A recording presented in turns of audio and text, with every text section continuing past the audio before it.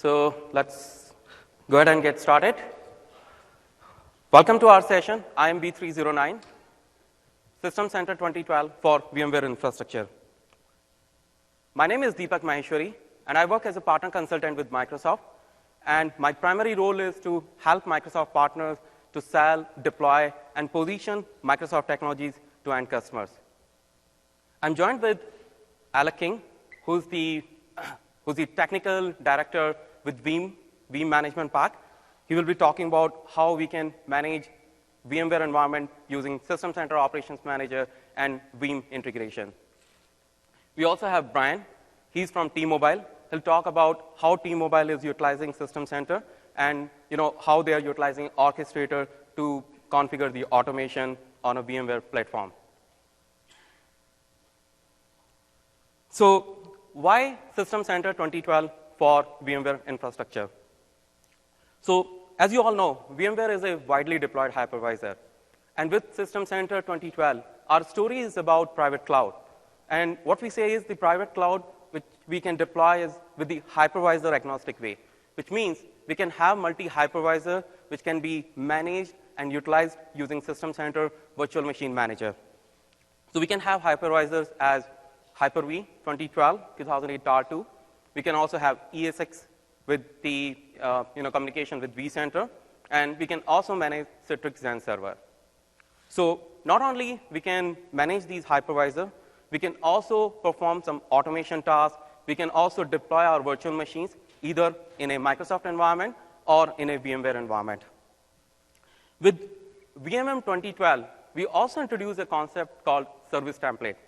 So service template is a concept where we can combine multiple virtual machines together, which means we can have machines which have got like front tier, middle tier, and maybe database tier. And all those tiers can have the applications on it. So it's not just about deploying the virtual machine. It is all about deploying the virtual machine which can serve a service, which means it has the application in it, and we can deploy complete service. And this service can be deployed not only on Microsoft hypervisor, we can also deploy this service on VMware and Citrix hypervisor. Now, this presentation is divided into 3 sections. So first, I'll talk about how we can manage vCenter and ESXi environment using Virtual Machine Manager 2012 SP1. And in the next section, Alec will talk about the monitoring piece, that what Veeam brings into the table when it comes to monitoring the ESXi environment. And then Brian will talk about how they are integrating System Center with VMware environment and how they are performing the automation. So when it comes to VMM integration with vCenter, so what we do is we communicate directly with vCenter. So our story is we communicate and pass on all the instructions to vCenter, and all the tasks are performed using vCenter. And with this, we also say that we are not here to replace vCenter. So all the day-to-day tasks can be configured and deployed using VMM. It doesn't mean all the tasks like creation of a virtual switch or configuring the cluster. Those are the tasks you need to use or perform using vCenter. Once those tasks are performed, for all day-to-day operations like creation of a VM, deploying a service template, running the vMotion, which is called as live migration in Microsoft term, or maybe using the dynamic optimization. So those are the tasks we can perform using VMM with the vCenter integration. And for this, we use the VMware's Web API, which are the public API. So it means we use a supported way to communicate with vCenter. Now, a very common question which is asked, like, what version of vCenter and ESXi we communicate? We communicate with 4.1 and 5.1. 5.1 is VMware's latest and greatest one. Now, we have been managing VMware from SC VMM 2008 timeframe, but there are a few changes which we have made. The changes are we don't import any VMDK files to our library. So what we do is we import the metadata. We only import the information which we require, and all the tasks are given to the vCenter to get performed. Now, let's look at the initial configuration. So we're talking about this integration. So what we need to do in order to configure our vCenter and VMM configuration. So first, what we need to do is we need to perform some tasks into our vCenter environment, like adding the ESXi servers, creation of port group. If you are using a cluster, so create a cluster using vCenter, deploy and update any virtual machines which you are going to use, and creation of a template. So these are the tasks you can perform using vCenter. Once it's done, you can then import a vCenter server into our VMM. So these are the tasks you need to perform in vCenter for this integration, like add vCenter server, then selectively add your ESXi box. Like if you don't want to manage all the ESXi, you can select which ESXi host you want to manage. Plus, you can also manage the cluster. Then configure the network and import the VMware template. So we can import the VMware template, and we can use those templates to deploy any virtual machine in a VMware environment. Now with this, I'll show you a quick demonstration on how we can configure this integration. What are the components needs to be configured.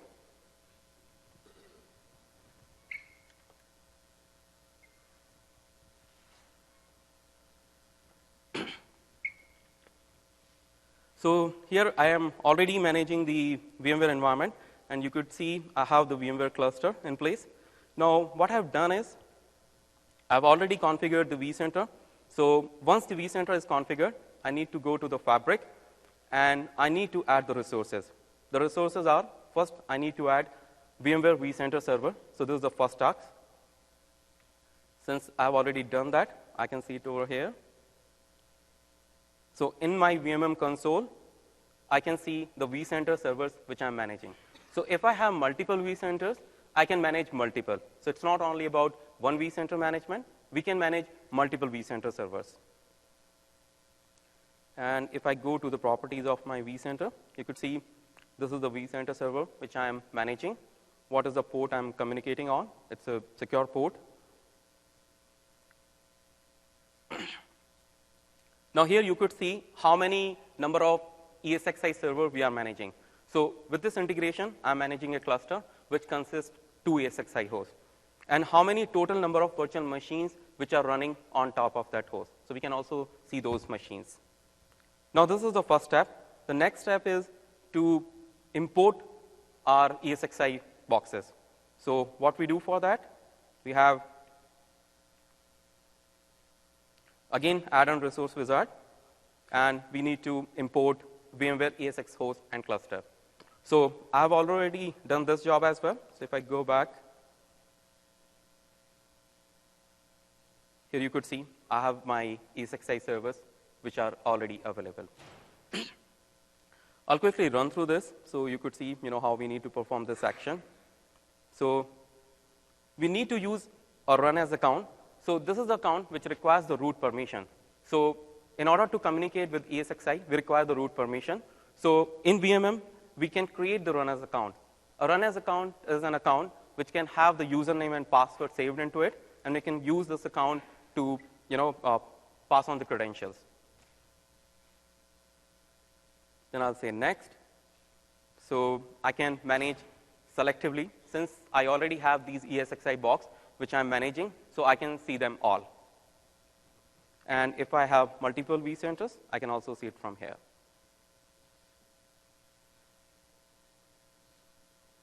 Once this task is completed, the next task is that we need to import the certificate so we can perform all the operations in our ESXi environment. So in order to import the certificate, we need to select the ESXi box. So we need to select all the ESXi box one by one.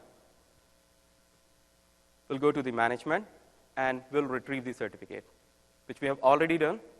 The next option, what we need to do is we need to configure the network. So we'll go to the hardware tab. We'll look at the network adapter, and we'll see which network adapter is currently being used, and we need to connect it with our logical network.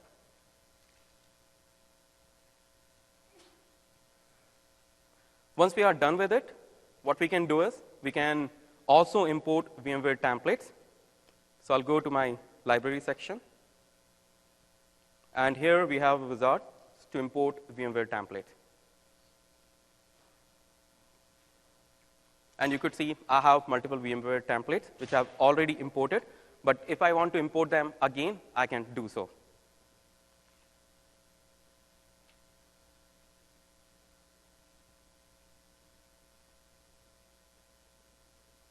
And this will import the VMware template.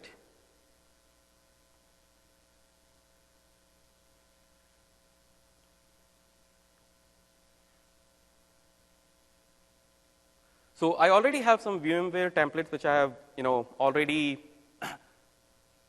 imported. Now, apart from this, what I can also do is I can also create my own template.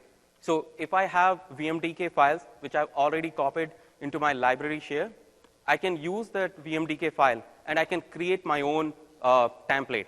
And this template can be used to deploy any virtual machine in a VMware environment.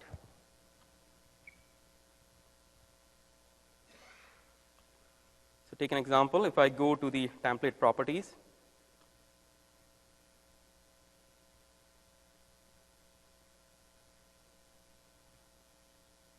okay, I'm in a wrong view. So I'm in a service template view. So I have to get into the VM template view.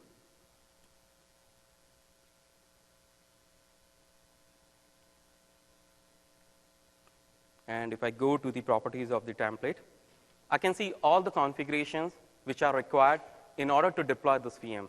The configuration like hardware configuration, where I can configure the capability profile. So if I need to define where exactly this VM should get deployed, since it has got the VMDK file, we can't deploy it on a Hyper-V box. It has to be deployed only on an ESXi box. So this is where we will define what is the server which we are going to use to deploy this particular template and where the template will install the VM. We can configure the processor and memory configuration. And here you could see I have a VMDK file which is already I have copied into my library share. So we have two options. We can import the template from VMware. The other option is we can use the VMDK file which we have copied into our library server. The other option which we need to configure is configuring the network. So I'll talk about this network part a little later on. So this part helps you to deploy our service template concept in a VMware environment. So we are going to map it up with our network, so we don't need to configure it again. So you can define which network you need to use in order to deploy these templates.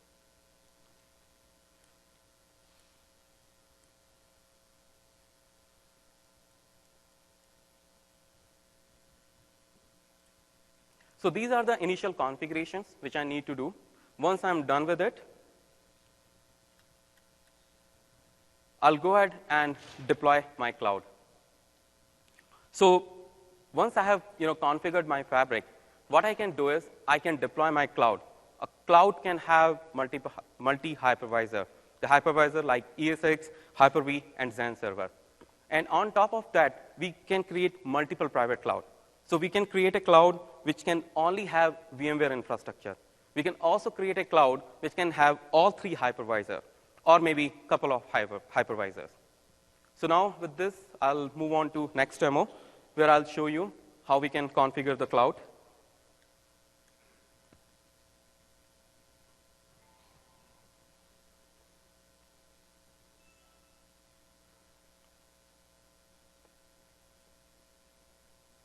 So here we have the option to create a cloud. So I've already created the cloud, so I'm going to modify it.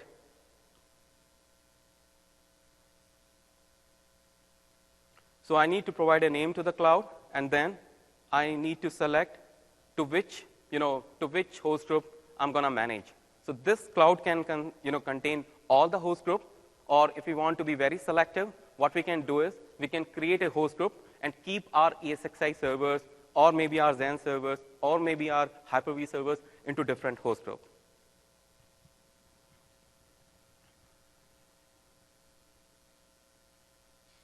Then I need to select what are the logical networks which are available for this cloud, because if we are going to deploy our service, it should get connected with the network. So what are the logical networks we want to provide to this cloud? So if a self-service user who deploys a VM, the VM will get deployed on these networks. So we also get integrated with the load balancer.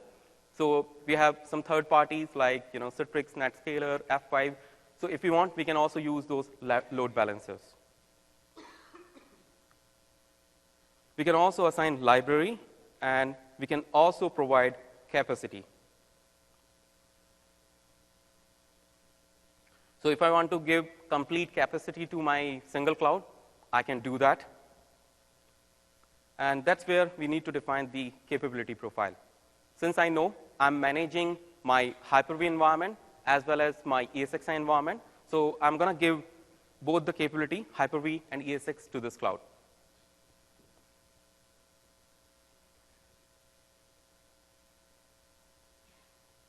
That's it. So that's the cloud configuration. And you could see we have multiple clouds. So we can create multiple cloud by utilizing the same resources, or if we can have separate cloud connected with the separate set of resources with the separate host groups.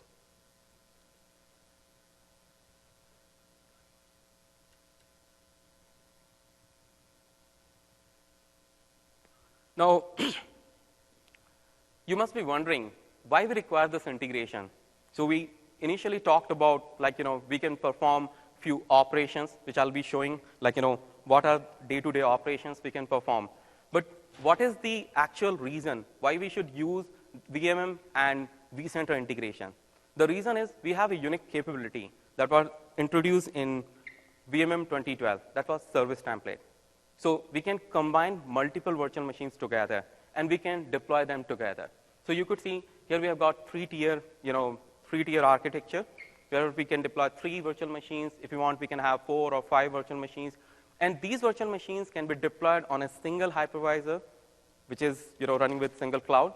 Or we can also deploy these machines to different hypervisor.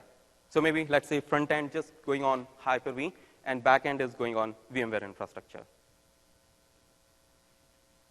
Now, apart from this service template concept, it also gives us to utilize less number of VHDs. So if you've got different kind of services which we want to deploy. So take an example. I want to deploy IIS. I want to deploy my file server. I want to deploy my Active Directory. The one option is I can have multiple VHDs. The other option is I can use the same VHD, but I can create multiple templates. So I'll show you how we create those templates. But those templates define what are the rows we are going to install to this VHD. So this VHD is a subscribed vanilla VHD. But I can define, once VHD is getting deployed, I can enable a file server role, or I can enable Active Directory role, or if I want, I can use it for my web server. So template is just the XML file which can help us to configure that VHD when we deploy it to the any of the hypervisor, whether it is Hyper-V or whether it is VMware, ESX, or Citrix Xen server. The other benefit which we also get is scale out. So as you have seen, that we also integrate with load balancer. But if there is any load which is getting generated, and if we want to scale out our VM deployment, so maybe let's say if we configure in our threshold that if 80% of load is coming, maybe if the VMs have already reached to the threshold of 80%, there should be one more virtual machine which should get created, and that should be configured with load balancing. That's something which is possible. Apart from this, what we can also do is we can use the service template concept, and we can service our service, which means today I have deployed a service which has got, let's say, version 1, and tomorrow if I need to update it, I can simply go ahead and update that particular instance. So instead of reinstalling the operating system, configuring everything, and checking whether it is working or not, I can simply update that template with version 2. So maybe today I deployed with version 1. Tomorrow I can update it with version 2. And then after that, I can update it with version 3. And probably if I'm facing any problem with version 3, I can roll it back to version 2 or maybe to version 1. So what is the service lifecycle management? We first create a template, which we have seen, importing the template. I'll show you how we create the template. We can customize the deployment, like, where do we want this template to go, maybe on Hyper-V or maybe ESX, those sort of things, and then we can deploy it. And in customization, we can also customize what are the applications we want to deploy along with this VM. We just don't want to deploy the VM without any configuration. We want to deploy the VM with application. That's the whole purpose of service template. Then we can have the service instance, so we can update the service, we can update the template, and we can utilize those templates again and again to deploy more number of service. Now with this, let me also give you the demonstration around how we deploy and configure the service template.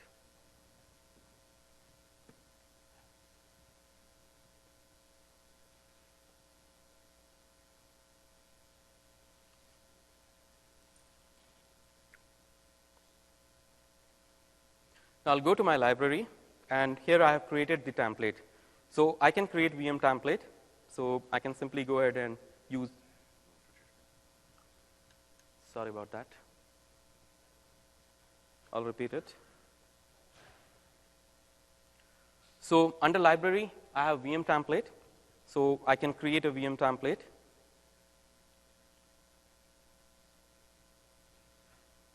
I can use my VHT, VHTX, or VMDK file. So you could see I have a VMDK file. I can use that one.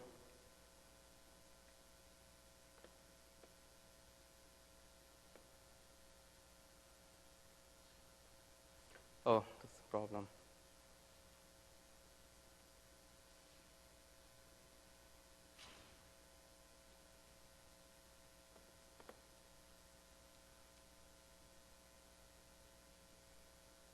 I need to move this screen.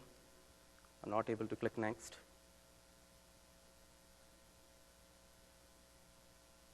Okay, I'll use Enter key. I can give a name to the VM template.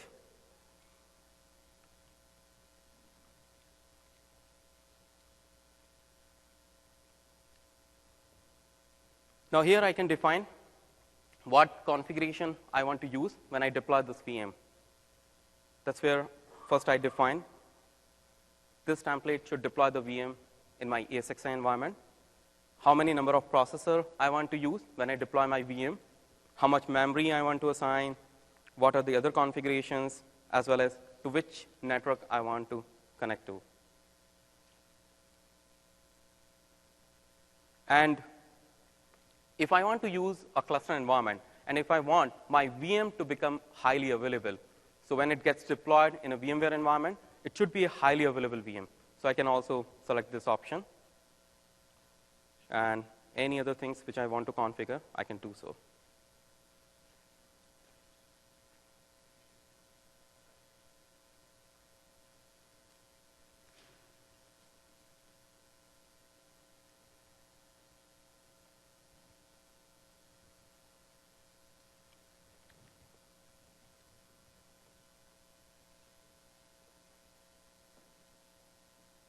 Okay.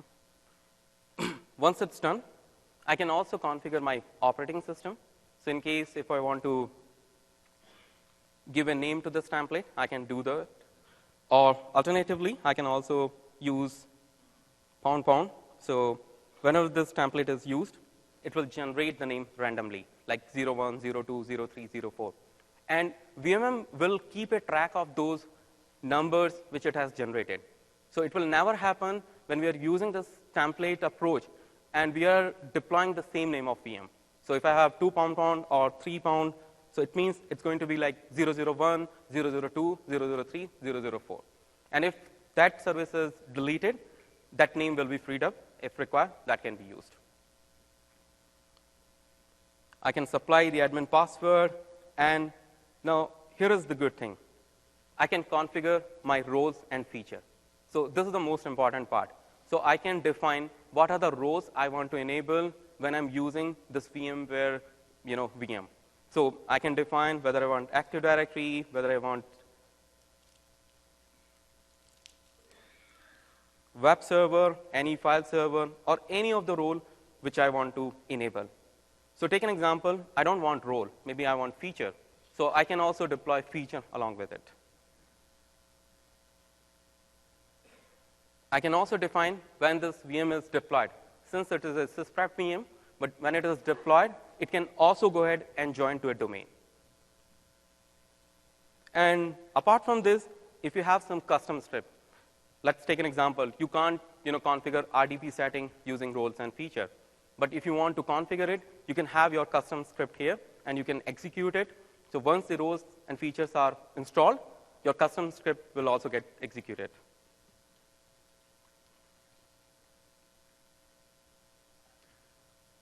Now, the second option, which we also do is, we also have a concept of server app V. So with VMM 2012, we introduced this concept where we can package an application. So take an example. You've got some application which you want to deploy. You can package that application, and you can utilize it when you deploy your virtual machine. So not only your roles are getting installed, you can also have your application which is getting installed along with this VM. So we have multiple options. We can also have SQL Server data tier. So if you want to deploy a SQL DAC pack, the configuration of SQL Server, we can also do that. We can deploy a virtual application. We can deploy web application. And if there are some scripts which are required, so maybe if the application installation requires some specific configuration, we can also do that. I'll show you my other script where we have these configurations. And if I'm going to use my SQL database server, so I'll require some configuration because I'm in a sysprep environment. So with SQL 2008 R2 onwards, we support a sysprep version of SQL, which means we can sysprep our SQL and we can provide the configuration information. And those configuration information will configure our database.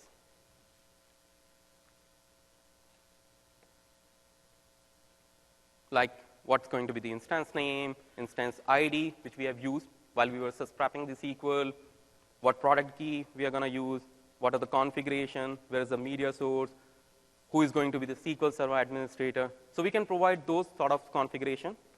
So in case, if you feel there are more information you need to provide, you can also use the configuration file, and you can add it here. Once it's done, we'll click Next.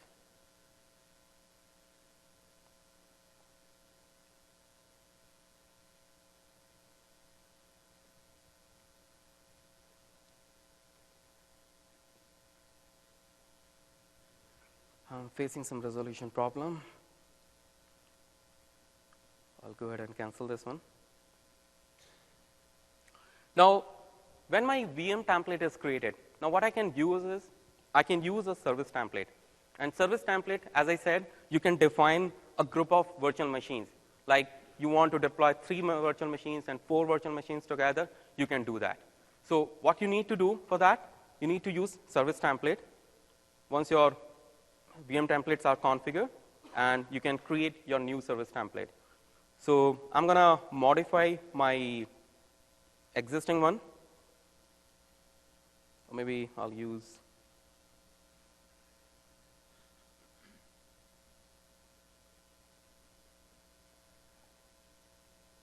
So this is how we create a service template. So we open up a designer, and this is kind of like canvas for us, where we can pull and drop our templates.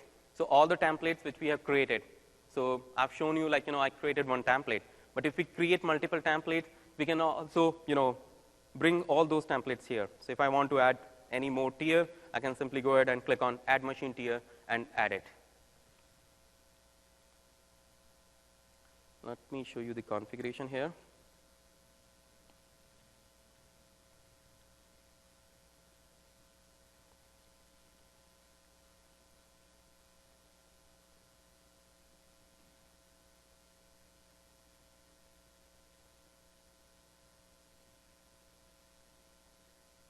So there is a blog engine application which we are going to deploy. So you could see I'm using a hardware configuration. If I want, I can also modify it again. And this template is a source of truth, which means if I deploy any service by using this service template, that service will always remember the service template, and you can't modify it. So you can't modify this service template if it has deployed any service. What you can do is you can copy the same template, and you can change the version. So in case if there was an administrator who configured any service with the service template concept, and if he's no more in the company, you can still have the information, what was the configuration which were used to deploy a specific service. And all of these are metadata. So it's not like, we are keeping multiple VHDs and VMDK file. So here you could see, this is my web package, which I have. And there are custom scripts like post, pre, any scripts which we want to deploy. Those are the scripts which are available, like any script which we want to deploy with pre-install and post-install. So I don't have any SQL over here. So this is how this service is configured. Now, once this service is configured, I can simply go ahead and configure the deployment, which means I can deploy this service to a cloud.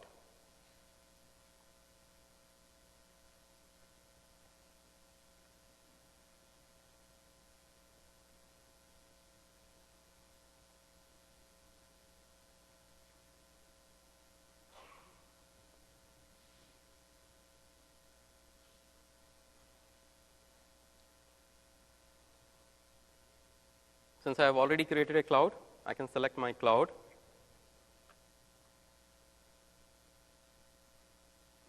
I can give a name to the service. Simply go ahead and click OK. And here you could see I have different names and tiers, which I'm using. So to any tier, I can give a name. So if I'm creating a multi-tier application or multi-tier service, I can provide those tiers name. So this is going to open up the new wizard where it will show, whether I'm capable to deploy this particular service to this cloud or not. Here in the right side, you could see there are some more information about count. So in case if you want that multiple count of the service should be deployed. So take an example, there is a 3-tier application which you are deploying, and you want that first tier should have 2 instances. Instead of 1 instance, it should have 2 instances, and they should be connected with the load balancer. But if there is any load which is coming up, there should be one more instance which should get created. So those are the configuration you can initially provide when you configure your service template. Now here you could see it has the information about the cloud, and it's not showing to which server it's going to get deployed, because I'm not using the host group. I'm just using the cloud. So cloud may have any capability profile. So it has got the VMware one. I'm going to refresh this.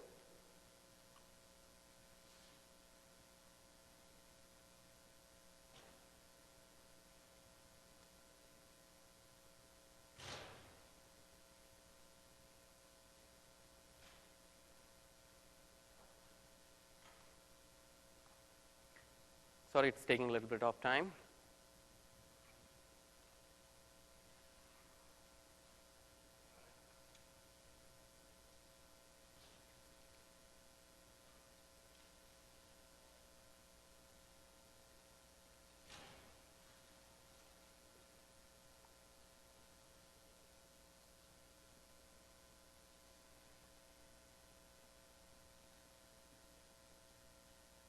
So the placement engine which we have, it's going to find out, what are the hosts which are available, which means we can have a star rating for our host. So not only to the Hyper-V host, we can also have the star rating for the VMware host. And we can find out which is the right host where we can deploy the service. Now it shows everything is good. We can now go ahead and deploy the service. And this service has all the configuration. And once it is deployed, we would be able to connect to that VM and all the applications which are deployed with it. So this deployment would take some time, so I'm going to skip this. I'll show you my deployed service which I have. So I've created 2 versions of it. The other version has got the IIS setting, and the first version doesn't have the IIS. Now, if I go in my VMware services view, I can look at the services which are deployed. And you could see I have the service which is deployed. with the name IS application. Now, if I want, I can also scale it out. So if I have provided those configuration initially that this service can be scaled out, which means there could be one more instance which also can be deployed with it, I can do that. The other option which I can also do is I can service my service template. So any deployed service, if I want to service it with the another version, I create a template and I can use a set template option and I can replace it with new template. Now you could see I had two different IS template, though I gave the same name to them. So I can use version 2, which has got the IS configuration. I can simply click on next. It will say it hasn't found out any changes because it looks for the application and database changes, but I've only enabled the role. So I've enabled the role into my service template.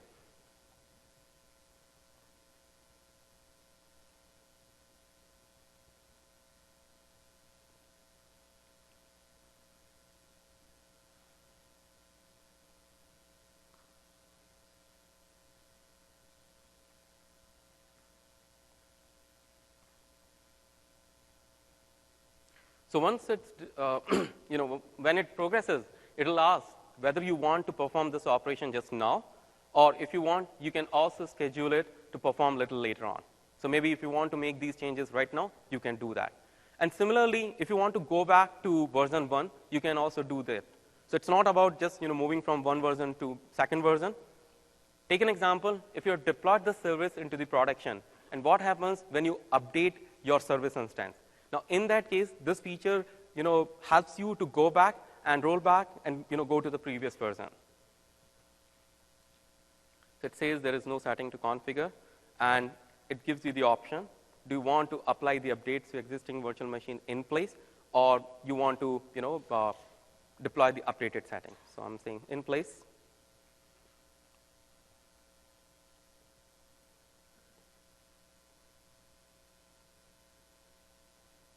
Since I have not made any application changes, because those changes would take its own time, so I've only enabled the IS role.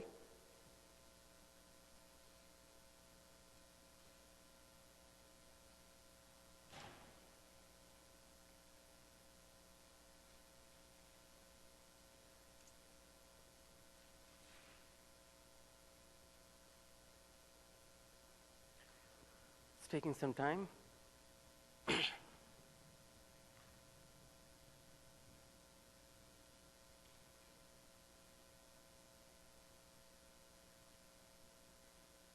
So once this is finished, I'll show you what are the other tasks we can also do. So it also giving the warning, then there would be a service interruption because we are updating it in place. So I can simply go ahead and click next, and it will update it. So I'm going to cancel it.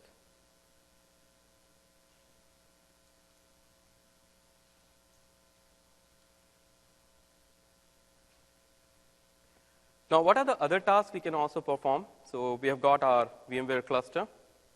Now, what we can do is we can perform live migration. So I can select my virtual machine, and I can also live migrate this virtual machine to a different ESXi box. So I'm not live migrating my Hyper-V-based virtual machines. I'm live migrating VMware virtual machines.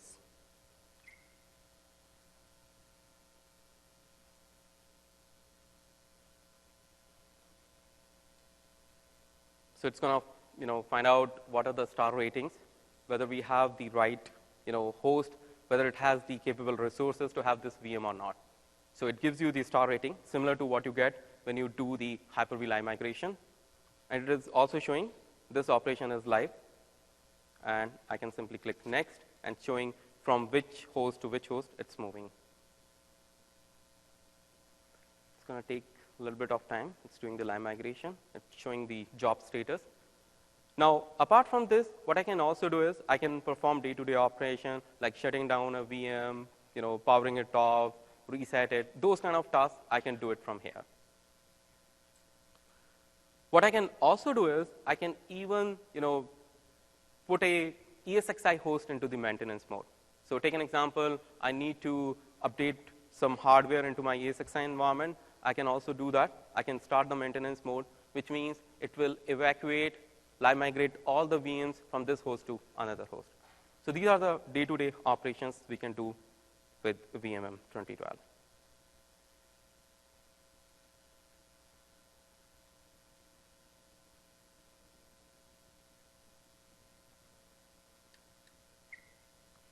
Now with this, I'm done with the VMM integration. So I will invite Alec to talk about how we can manage and monitor the VMware infrastructure using System Center Operations Manager with the Veeam integration.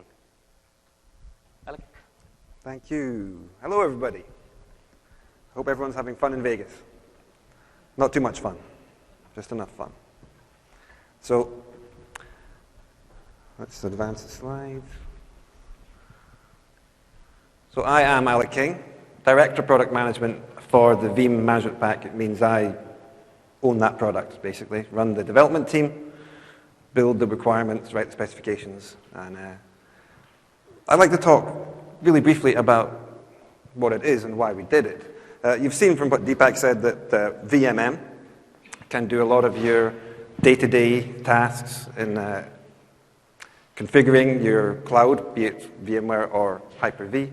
Those administration and configuration tasks. But when it comes to actually monitoring, managing, reporting in Operations Manager, there is some integration you can do. You can synchronize VMM with Ops Manager and get some visibility of your VMware hosts there. But it's very limited. That's the partner opportunity. That's why we built this management pack, to give deep monitoring, advanced reporting, features like capacity planning, a detailed health model of a VMware environment. There's no doubt that System Center, Ops Manager, is the best of breed for monitoring your Microsoft workloads, your Exchange, your SQL, your IIS, the Windows OS where they run. It has the native capabilities to do that, and who better to do that than Microsoft? But when those workloads are virtualized, and they're running in a VMware environment, then there is that gap, there's that visibility that you don't have in your operations group.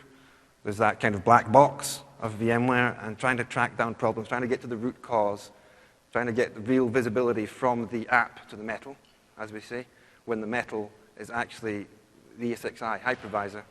That's the problem, and that is the gap that Veeam fill.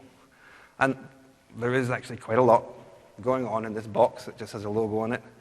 We have a very scalable, flexible, fault-tolerant collection system. We can have multiple collectors, and we're able to manage those as a cluster or a farm, so you get load-balanced, high-availability collection, agentlessly from vCenter. We don't need to deploy any processes or agents to your ESX servers. That would not be supported. We use the vCenter SDK. We can talk direct to hosts as well. So I won't dive too much into the back end, but just to say it is very resilient, scalable, flexible, certified by VMware themselves in their VMware Ready program. And that's a very good guaranteed, if you like, delivery mechanism for that critical data on the virtual machine layer, VMware vCenter itself, the hypervisor, the hardware, the storage, and networking. Version 6. We released last week. We're promoting it at this MMS. It does that deep monitoring, reporting, and capacity planning is a big new feature that I'll show you.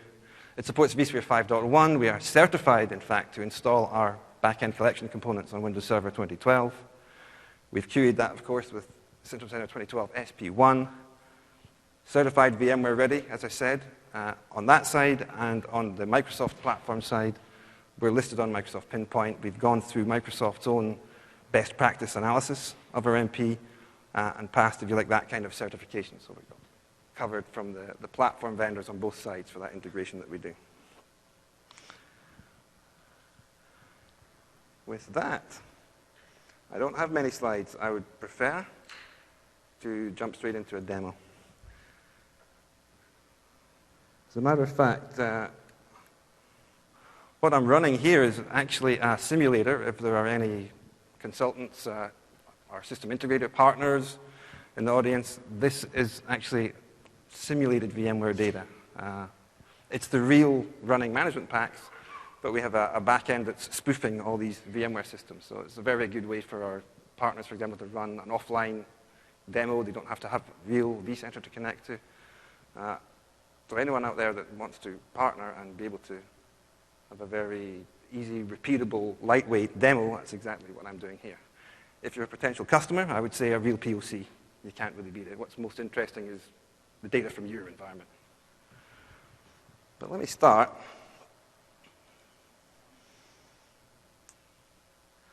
Now, like the previous slide said, when I was building this, I really wanted a seamless integration. VMware, ESX, ESXi hosts, virtual machines, whatever their flavor, should all be first-class citizens in Ops Manager. The Health Explorer should work. All of the functionality you want for reporting and creating your custom groups and scoping user roles, all of that should work. And that's what we've achieved.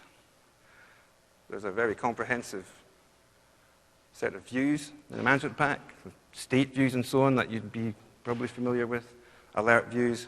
I will start with the topology view. Now, we build this automatically based on that agentless connection we have to vCenter. There is vCenter, the data center. There is a cluster. Within the cluster, the physical ESX hosts themselves, resource pools and virtual applications, if you have those. Let me expand an actual host. You'll see some of those properties we grabbed. This one is an HP DL360. We grab all sorts of interesting stuff for asset tracking, actually, if you want to synchronize Ops Manager with Service Manager. By the way, there's lots of interesting properties in there for your CMDB, asset numbers, that kind of thing. Inside each host, the physical hardware of the host is monitored. And this is also agentless. This is using SIM-SMASH protocol. So any modern enterprise-class server is going to support our gathering of these hardware sensors agentlessly, remotely as well. As you can see, there's fans or power supplies, the physical chips, any local disks, DIMM chips, all that kind of stuff. And again, agentlessly and independent of the vendor. The actual HBAs in the server. And anything that's presented to vCenter via the host as an HBA will be supported here as well. So if it's Fiber Channel or it's iSCSI or whatever it is, even, yeah, everything that vCenter sees will be presented here as an HBA, and we'll be logging metrics and watching availability and so on. The physical network cards. This is an artifact we introduced in version 6, maintenance mode tracker. If you actually put your vSphere host, your ESXi server, into maintenance mode in vCenter, because you're working on it, swapping out a power supply or something, we will automatically synchronize and put that host in Ops Manager maintenance mode, suppress the alerting. And we'll track the maintenance mode in vCenter, maintain maintenance mode in Ops Manager as long as you're in maintenance mode in vCenter, and then bring the host back out to synchronize that.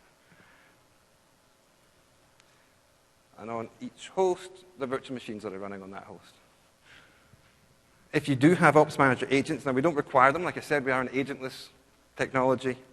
We'll represent virtual machines of any flavor here, right? Any appliance. It can be Windows, it can be DOS. You could be running virtualized Apple Mac, if that's even possible. We don't care. You'll see the VMs here. But if there is an agent, if there are Windows servers and there's an agent inside each one, you can drill down even further. We hook the agent details, the Ops Manager, native agent, onto our topology so you can drill into SQL, Exchange, IIS, whatever's running there. That's what I mean by that app to the metal.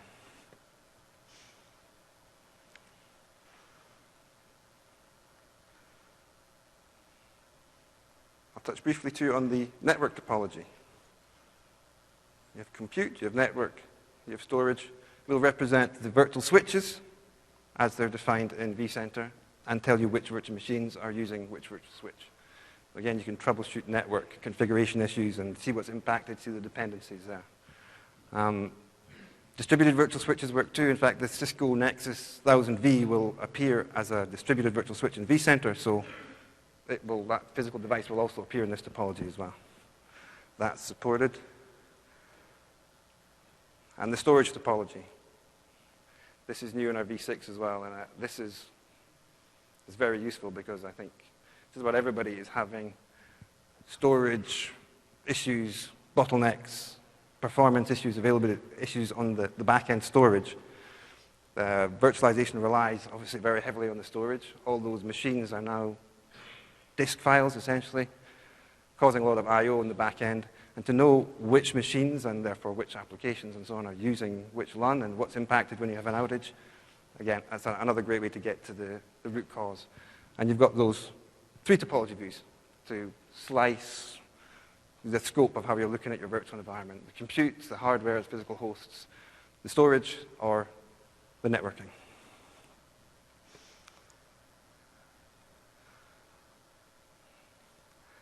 One of the great new features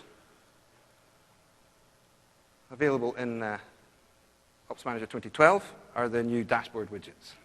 And we've made great use of those as well in this management pack. And what's really powerful is how you can use them in context as well. You can select a host, a data store, a virtual machine in any view, maybe jump straight from an alert, maybe from the topology view, from a state view, whatever. And these in-context dashboards become available on the side. And there's a host CPU ready alert. There's a matching dashboard for CPU ready on that host and all the virtual machines that are running on that host in context. There's a CPU usage dashboard too. The host CPU total usage, all the alerts for the virtual machines on that host and the host itself to help you correlate between some related issues maybe. And the VMs themselves, you can sort to find the VM with the maximum and so on. Graph does look a little crazy, but I said it's simulated data, so it's not quite as busy as it really appears.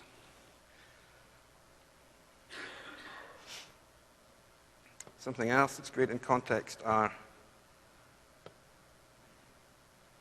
reports. Reports have been available for some time in context from the console. We've built some new reports that we call heat maps. So there I can select a data store. Maybe I've got a space usage alert in a data store. I can click the in-context report. I'll remove the group and just leave the in-context data store I was interested in. Let's say on the first day of this month, I'll use a threshold of %. And let's make the map a little bigger and hit run. So what's good about heat maps, obviously, is just seeing the hotspot. Getting to the root cause, getting to the problem machine and drilling in. And what this square represents is the data store, the LUN. The white space is free space. Each VM is sized according to how much space it takes up in the data store. It's very visual. And the virtual machine that's red is the one that's growing the fastest. It's the guy that's impacting the storage the most. So again, and you can click and drill in to the hotspots in that report and get the linked report with the detailed history of space growth on that VM and so on. So again, it's powerful in-context way and very visually intuitive way to see what's going on storage, which, like I say, is a very hot topic. I do want to show the capacity planning reports that we have. If anyone saw the session I did yesterday with one of my lead reporting developers who sat right there, we talked about one of the free tools you can get for Veeam. Please visit veeam.com. We have lots of cool free stuff. There's an extended generic reporting library, which we leverage ourselves. We built it because we needed it to do some of the advanced reporting we do in this MP. But we also provide that for free to you. You can do these kind of reports. There's state reports, alert reports, and also trending is available in that pack. This report I ran in advanced. and exported it to Excel, as you can see. This is where we can perform trending, in this case for clusters for CPU and memory use. We can take the blue line, is the actual historical data. We form a trend line from that. The size of the yellow bar there is the confidence interval, mathematically calculated in the trend. The red line is the threshold that you've set as a parameter in the report, and the green line is the actual capacity, like the amount of memory in the server, for example. And so we can take our historical performance data, we can trend it to the future for you, and we can tell you in 60 days, you need to add more memory to this cluster somehow. Provision a new host, upgrade some hosts, or you're going to run out of CPU in 90 days at your current growth rate. Very valuable information when you're trying to run that kind of very fluid, dynamic virtual environment. It's very easy to provision virtual machines. That's one of the advantages. But when you do that, you've got to try and manage that capacity, manage that growth.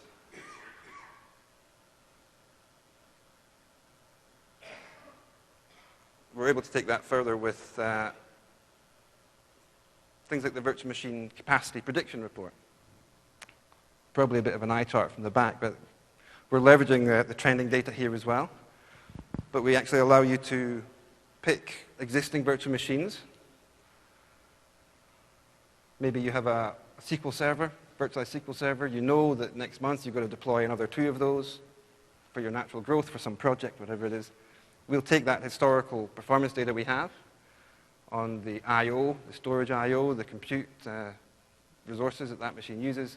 We'll add it to your cluster, recalculate, and tell you how many of those virtual machines or those sets of virtual machines you can fit. Again, that gives you the confidence and knowledge to know, okay, this SQL project, this Exchange project, whatever, next month, I do have the capacity on the cluster to deploy that. I'm moving pretty fast here because we're running short of time. I did want to show you the new monitor types that we have in version 6. We've been able to, let me open that up. I don't know if you can see that, but one thing we've been able to do is take our knowledge base. We always had a great knowledge base, very rich information. We are experts in the VMware domain, if you like, and we included that in our management pack, the knowledge base tab. There's always lots of stuff there. But I've been able to actually bake that into the alerting itself. This is telling you that a virtual machine is using like a lot of CPU, but we're also able to pull in configuration settings for that VM.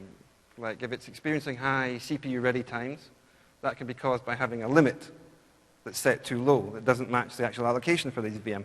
These are like pretty deep dive topics for your VMware administrators.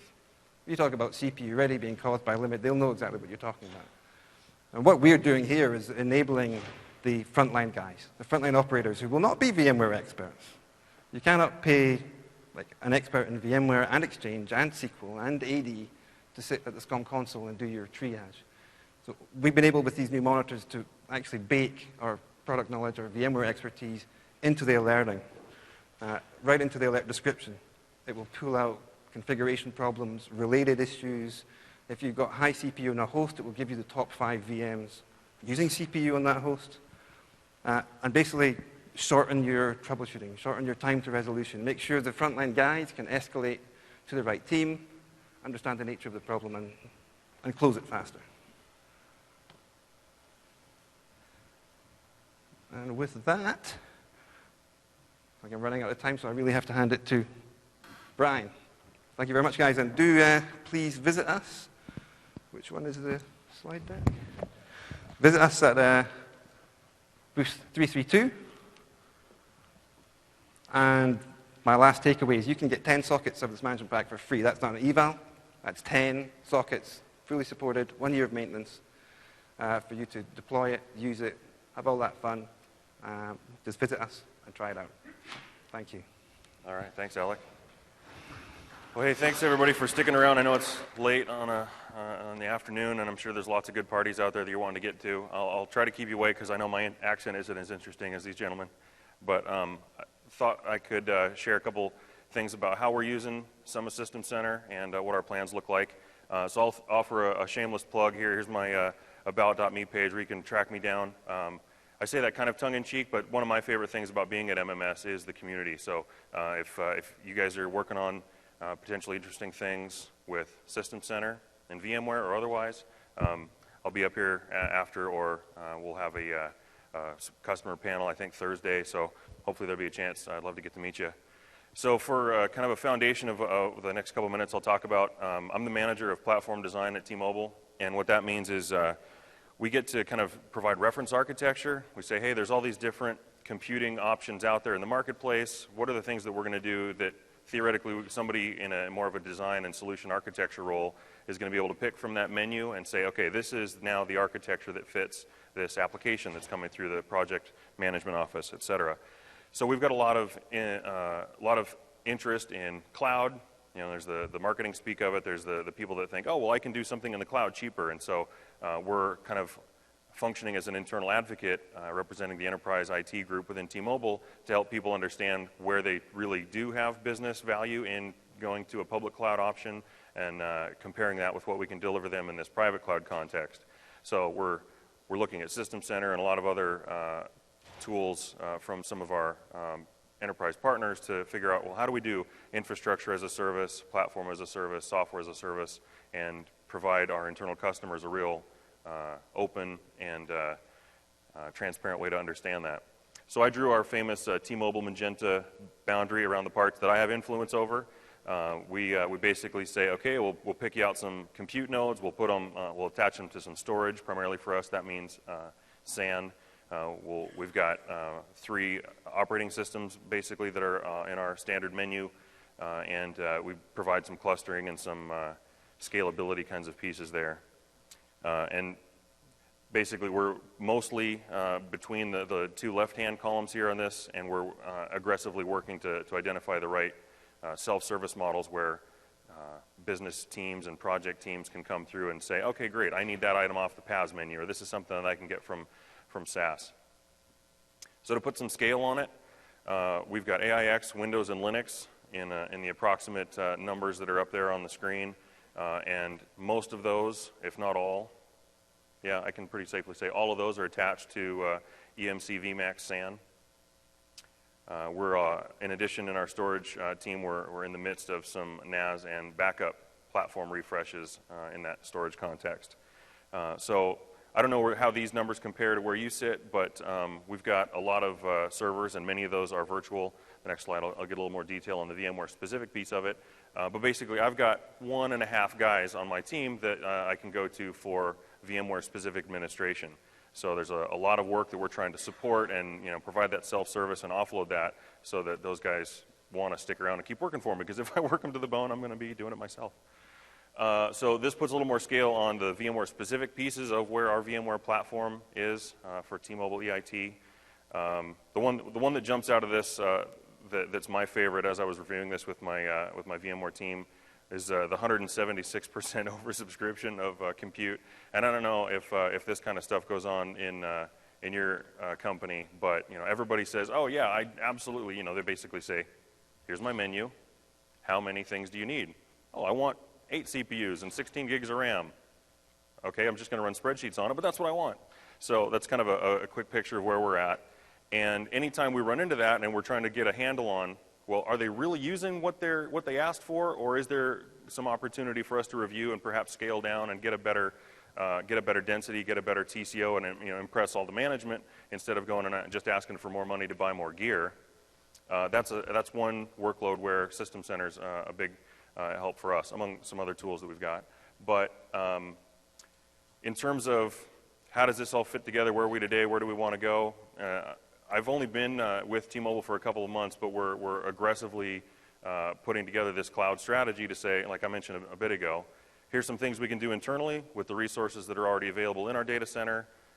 This is where these things can be brought to bear and help deliver the projects that are in flight versus looking at some of the public or outsourced options.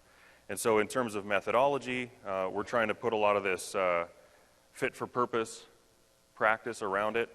And in terms of why we're focusing on System Center and what we're doing with what's available from the System Center suite, these are a couple of the things that we're tackling and how those kind of helped us arrive at where we're at today with System Center and how it's helping us with VMware.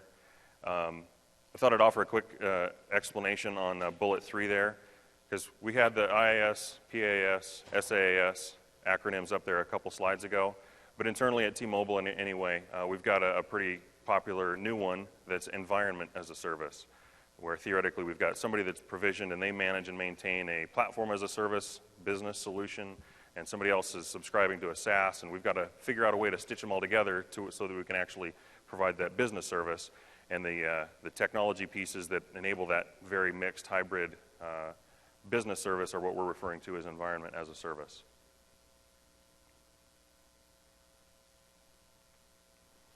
So behind the scenes, we've got a lot of different pieces in our data center.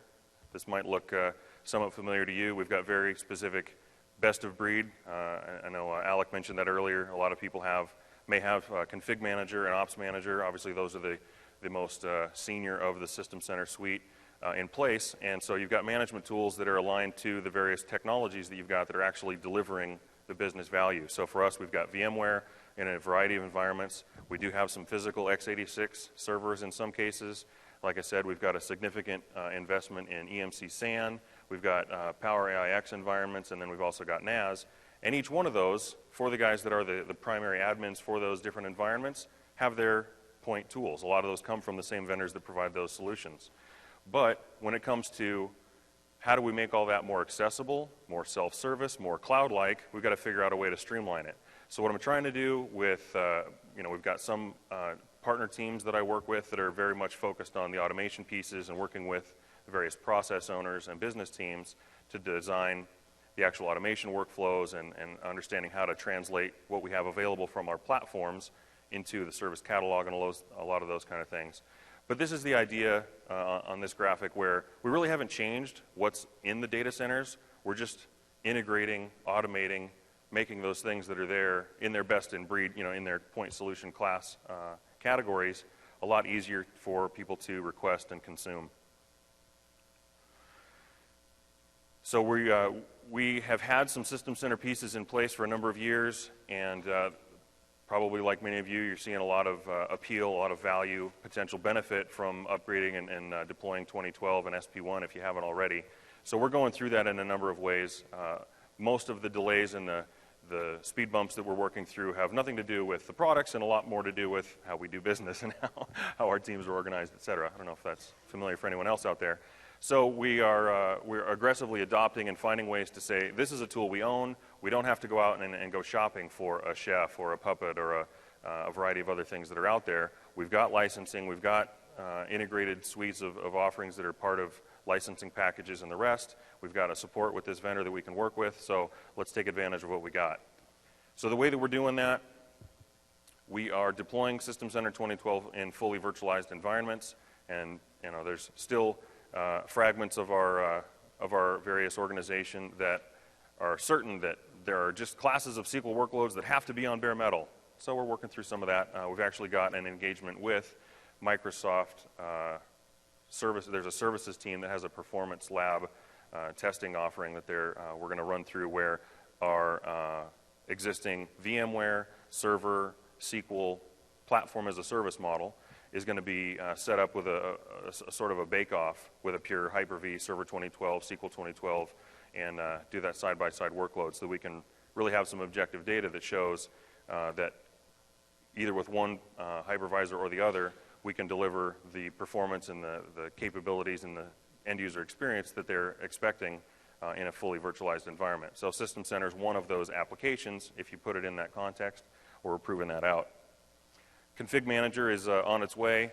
We're primarily heading down that road to take advantage of some of the user-focused application management, and obviously there's some improvements in patching. In the infrastructure space, we're adopting Orchestrator and VMM in tandem to help both simplify provisioning. We have some older Pixie and legacy deployment tools that we're consolidating with the System Center suite. And again, there's orchestration that helps with patching and communicating to the right folks and making sure that everybody's aware of what's going on. And So it's a little bit of a change management notification integration as well. And then on top of that, as you saw, what you can do with service templates, and if you're more familiar with the VMware vernacular blueprints, that's where you can get those PaaS and SaaS kind of options internally, and that's where you get to that idea of DevOps. You don't necessarily have to say, well, I deployed that thing once, and the only way I'll ever get it back is because I backed it up, and I know where to go get it, and I can restore that from backup. You really just have that logic built into something like a service template, like you saw, and that's that whole DevOps idea of infrastructure as code. So those are some of the things we've got on our roadmap in that context. And then just like what we saw from Alec, once those things are out there, we want to keep an eye on them. We want to be able to provide those theoretical single panes of glass where the customers that are coming to that portal, or they want to come and check on how their Exchange or SharePoint or those different Microsoft workloads are running. Like Alex said, that's the best of breed for those contexts. And so that's where we're focusing for the near-term phase with System Center, with Orchestrator and how tightly it's integrated with Service Manager. We're also evaluating some of that in terms of providing that self-service access and letting people use that as a portal to request the various services, or in some cases we refer to them internally as products that they can request through that way. But this is the part we're going to focus on here. I've just got a few minutes left to show you what this looks like. In this case, we're going to focus on what Orchestrator and VMware look like when they work together. We've already seen what VMM can do. So let's take a quick look. We've got a really simple example. In some cases, we have much more sophisticated runbooks than what we'll show here. But just wanted to offer a quick flavor for one of the ways that in our environment we're simplifying the amount of work that our VMware admins are asked to do. So this is a real pardon? Cool. So this is a real simplified runbook. There's other sessions that you can see either this week or online about more impressive and complex things that you can do with Orchestrator. But in this case, this ability to integrate with vCenter and simplify the amount of work that one of the guys on my team needs to do is valuable for us. So I'm just going to launch this tester and give you a quick peek at what this feels like. So the idea is, in this reconfigure VM icon that's up here, we've got properties that are a part of that activity that go and talk to vCenter, and they say, hey, go find that VM, and we're going to give it more vCPUs in this case. So before you do that, of course, you got to shut the machine down. So instead of paying for somebody to sit and interact in the vCenter console and walk through all those things, this is one of those examples where, for the right permissions, with the right role-based access and all the other things that you can do through System Center, this is a capability that we can offer out for someone to say, hey, I've got this dev environment, I've got the right permissions, we've been vetted for this capability to walk through. I'm granted access to go shut down a machine, change what it's configured for, and then spin it back up again. And with that simple example of what that very simple three-step runbook can do, think of that as one thing that you could do as a much larger runbook to evaluate some conditions. Let me jump ahead to the next slide so we can see it before our time runs out. But there are significant activities that you can simplify the amount of time that it takes for somebody to either run through some Power CLI development or otherwise be poking around in the vCenter console. So there's some icons up here that give you a feel for what some of the other activities are like overall from Orchestrator, and especially on the standard activities edge of that page, if you haven't seen what's available both from Microsoft in terms of integration packs, but also again from the community, there's a lot of good stuff out there that people are making available that you can basically import and enhance what you can achieve with Orchestrator. So specific to this VMware integration pack, these tasks and activities are a flavor of what you can achieve. So especially the ones that we just looked at was just simple stopping, reconfiguring, and starting again. But when it comes to cloning, especially if you're going to clone from template and say provision some new machines. If you don't necessarily have a service template, if you're not where you've got those kinds of design models or architecture schemas to refer to, you can put some pretty helpful runbooks together that just say, go grab the template, clone it, set it up with this many CPUs, this amount of RAM, connect it to disks in this data store, and as you can see with the items available in the get pane of that slide, there's a variety of things that you can essentially interrogate your vCenter environment. Give me some information. Tell me which of the data stores has X amount of capacity. You can add a couple activities in there to say, well, I'm going to put some of my secret sauce on it that evaluates, well, based on total size, amount free space, the size of the disk or set of disks that I'm going to put into that data store. I want to select this particular data store as the item that moves down that workflow. And again, there's a lot of good information out there on the fundamentals. I believe there's a session on Thursday about the getting started with Service Manager and Orchestrator. But essentially, as you may have a get action that queries for certain details back, and then that becomes an object that's on that Orchestrator service bus that flows along there, so you don't necessarily have to have those kinds of runbook details baked in when you publish it. So there's a lot of really helpful stuff there. Oh, we already did that part. So we're pretty much over time. This is a quick example for anybody that's seen similar graphics from VMware, just to give a flavor of the parts that for us at T-Mobile, where we're focusing primarily on, kind of refers to our licensing entitlements, et cetera. And essentially, we're mixing and matching and getting System Center and the vSphere, the vCloud suite to work pretty nicely together. That gives us the capabilities we've been after for a little bit more reasonable cost structure for the time being. So thanks for sticking around. Appreciate your time, and there's additional incentive to check out some of the related sessions. If you, I think if you go check out the evaluations, and thanks for coming.